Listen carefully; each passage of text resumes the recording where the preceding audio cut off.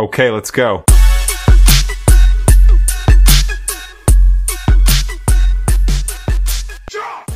Selamat datang semua. Hari ini kita nak bincang satu topik yang sangat penting, pengurusan jenazah menurut Islam. Sumber utama kita petikan dari Panduan Pengurusan Jenazah menurut Islam. Jadi misi kita hari ini nak faham betul-betul proses dan adab yang disyariatkan. Okey, jom kita mulakan. Ya, betul tu. Pengurusan jenazah ni, dia bukan sekadar ikut prosedur saja tau. Ia sebenarnya satu penghormatan terakhir dan juga tanggungjawab komuniti kita. Status hukumnya fardu kifayah. Maksudnya, kewajipan kolektif. Fardu kifayah, okey. Ya, kalau ada yang dah uruskan, yang lain terlepaslah tanggungjawab tu. Tapi, kalau tak ada siapa buat, satu komuniti boleh tanggung dosa.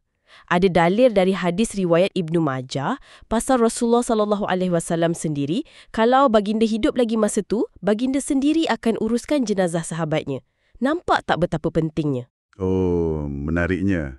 Itu betul-betul tunjukkan betapa beratnya tanggungjawab ni dalam Islam, ya. Okey, jadi bila seseorang tu dah dekat nak meninggal, nazak lah orang kata, apa langkah pertama yang kita patut buat? Okey. Sumber ada sebut beberapa perkara penting ni. Pertama, ajarkan kalimah La ilaha illallah. Kena sebut dengan lembut kat telinga dia. Itu kita panggil talqin. Lepas tu, ingatkan dia supaya sentiasa husnuzon. Maksudnya bersangka baik pada Allah. Harap rahmat dia. Dan elok juga kita bacakan surah Yasin kat sisi dia. Tujuannya untuk apa tu, ya? Tujuannya untuk bagi ketenangan. Dan ingatkan dia pada Allah di saat-saat akhir tu. Penting sangat ni. Betul. Pendekatan yang penuh ihsan. Okey, selepas kematian disahkan, mesti ada langkah-langkah segera kan sebagai tanda hormat awal. Tepat sekali. Sebaik saja sah meninggal, ada beberapa benda kena buat cepat. Kena tutup mata jenazah tu, ikat dagunya dengan kain lembut supaya mulut tak terbuka. Lepas tu letak jenazah di tempat tinggi sikit, arahkan ke kiblat. Oh, kena hadap kiblat ya? Ya. Lepas tu, kita lembutkan sendi-sendi dia perlahan-lahan. Dan tutup seluruh tubuh dengan kain bersih. Ini semua tanda kita mula-muliakan jenazah. Faham. Kemudian, tentang adab menziarahi jenazah pula. Apa yang kita perlu ingat masa ziarah tu? Bila ziarah, yang paling utama, doakan keampunan untuk si mati. Itu paling penting. Lepas tu, ucapkan takziah pada keluarga, bagi kata-kata semangat, ingatkan pasal sabar. Kalau boleh, hulurkan bantuan apa yang patut. Bantuan macam mana tu? Apa-apa je. Mungkin sokongan moral atau bantuan praktikal. Dan satu lagi, yang ni kena jaga betul-betul. Jangan meratap berlebihan. Meraung-raung tu tak elok. Sabar dan reda tu yang dituntut. Baik. Jelas tu. Okey, lepas tu kita masuk ke proses utama. Memandikan jenazah.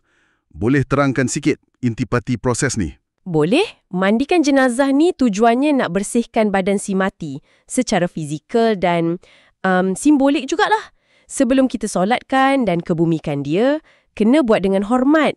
Paling penting, jaga aurat jenazah tu. Sentiasa tutup. Masa mandi tu, perut je kita tekan lembut sikit, kalau ada najis boleh keluar. Oh, macam tu ya? Ya.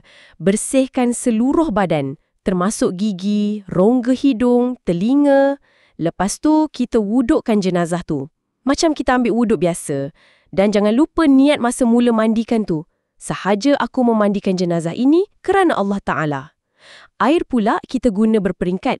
Berperingkat maksudnya? Mula-mula air biasa nak hilangkan kotoran. Lepas tu, air campur sabun atau daun bidara. Akhir sekali, bilasan dengan air campur kapur barus. Wangi sikit sebagai penghormatan. Wah, teliti betul prosesnya. Jelas sangat aspek kebersihan dan kehormatan tu. Okey, lepas dah bersih, dah wangi, jenazah dikafankan. Saya dengar ada beza sikit kan antara lelaki dan perempuan? Ya. Ada beza sikit dari segi bilangan kain. Tapi tujuannya sama je, tutup aurat dengan sempurna, muliakan jenazah.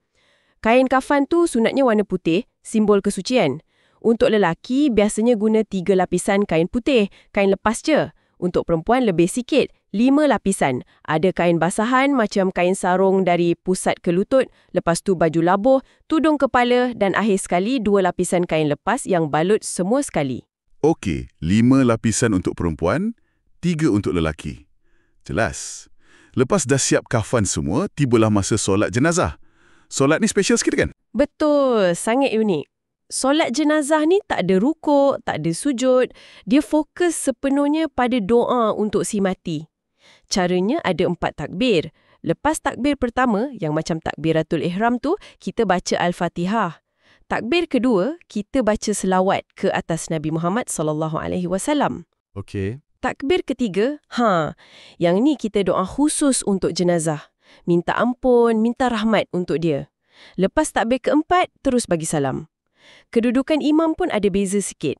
Kalau jenazah lelaki, imam berdiri dekat kepala. Kalau jenazah perempuan, imam berdiri kat bahagian pinggang. Oh, ada beza kedudukan imam juga ya? Menarik. Dan akhirnya, proses pengebumian. Apa pula hikmah dan tata cara penting kat sini? Pengebumian ni kemuncak penghormatan kita lah. Tujuannya nak jaga jenazah tu dari bau atau gangguan binatang dan kita kembalikan dia ke bumi. Jenazah tu kita masukkan dalam liang lahat. Liang lahat ni macam ceruk kat tepi dinding kubur tu. Kalau tanah lembut, kita buat syak, lubang kat tengah, masukkan kepala dulu. Sambil baca apa-apa ke masa masukkan tu? Ya, sambil tu kita lafaz Bismillah wa ala sunnati Rasulillah atau Bismillah wa ala millati Rasulillah. Maksudnya dengan nama Allah dan atas ajaran Rasulullah. Jenazah tu kita letak mengiring ke kanan, muka menghadap kiblat. Macam kita tidur sunnah tu kan? Menghadap kiblat macam kita solat juga. Simbol penyerahan terakhir kepada Allah. Masya Allah. Jelas sangatlah. Dari awal sampai akhir, setiap langkah dalam pengurusan jenazah ni penuh dengan adab, tertib dan makna yang mendalam ya. Bukan sekadar ikut-ikut je. Semuanya nampak macam bertujuan menjaga kehormatan si mati dan pada masa sama memenuhi tuntutan agama sebagai satu komuniti. Betul tu.